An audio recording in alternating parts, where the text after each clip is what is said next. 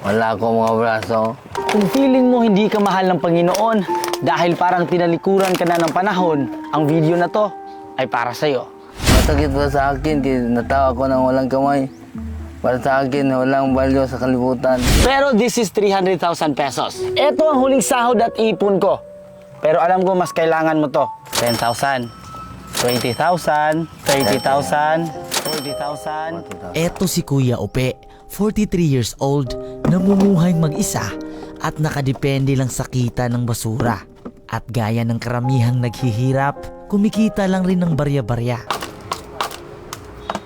Namamasura lang ako palagi, araw-araw. Kahit konting sahod, okay na lang.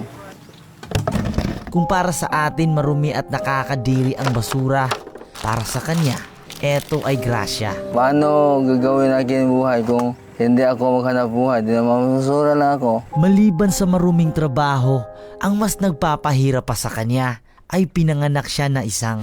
Wala akong mga braso. Ang kapansanan ni Kuya Upe ay hindi naging hadlang sa kanya upang mabuhay. At sa katunayan, siya raw mismo ang nagsikap upang mapagraduate ang sarili sa high school.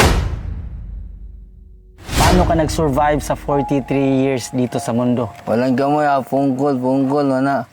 Tinitiis ko lang ang lahat ng sakit. O hindi ko pipigilin ako yung sarili nga masaktan.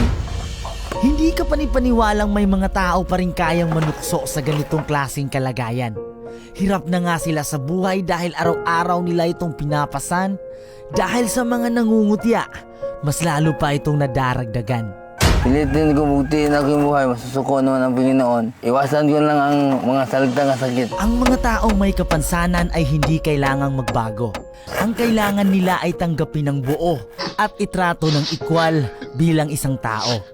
Sa dami-daming tao, ikaw po walang kamay.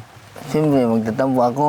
Masakit pa sa akin isipin, oy. Pero kahit minsan nagtatampo siya sa itaas, mas pinipili pa rin niyang mabuhay ng ganito kesa hindi pinanganak sa mundo.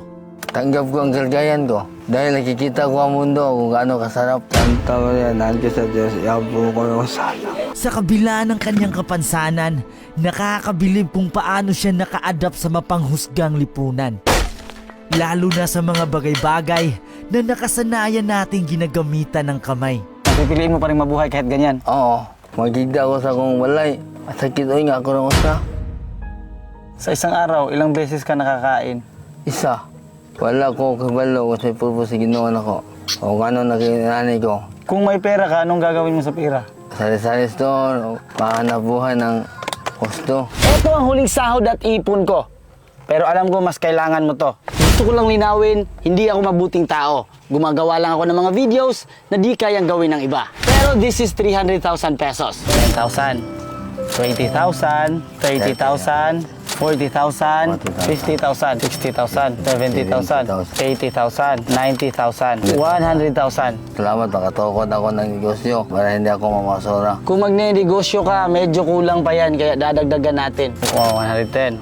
Bago natin ipagpatuloy ang pagbibilang ng 300,000 hanggang sa paggawa ng kanyang sari-sari store, gusto ko lang i-flex sa inyo ang Swampland ng 1xBet. Sobrang dali lang dito dahil tatalon ka lang sa dahon. At tama ang ipagtalon, agad-agad mananalo ka at pwede kang mag-withdraw. Ganyan na ganaling laruin. Sobrang dali lang dito dahil sa pag-withdraw, pwede ka ng Gcash at bank. At sa pag-top up, ganun rin. Pwede ito sa mga PC at mga cellphones. Kung interesado ka, nasa comment section yung link. Mag-register at gamitin ang code ng 1xBet.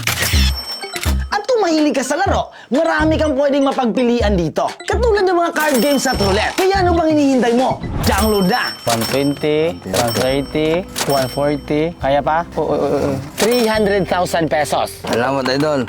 Maraming salamat. Makatukod ako ng negosyo. So guys, hindi pa ako makaka-upload after this video. Medyo matatagalan pa. Magwi-wait pa ako sa susunod na sweldo ko para may ma-fund sa susunod na video.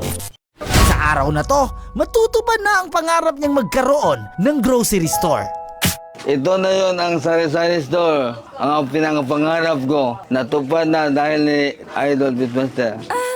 Ang dating malungkot at walang gana, ngayon ay nabuhayan at puno na ng pag-asa.